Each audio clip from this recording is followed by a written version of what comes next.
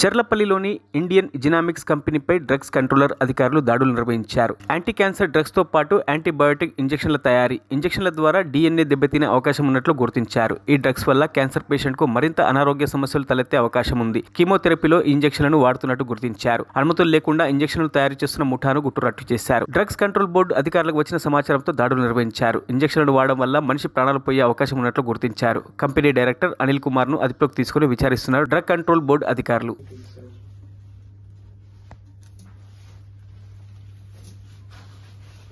drums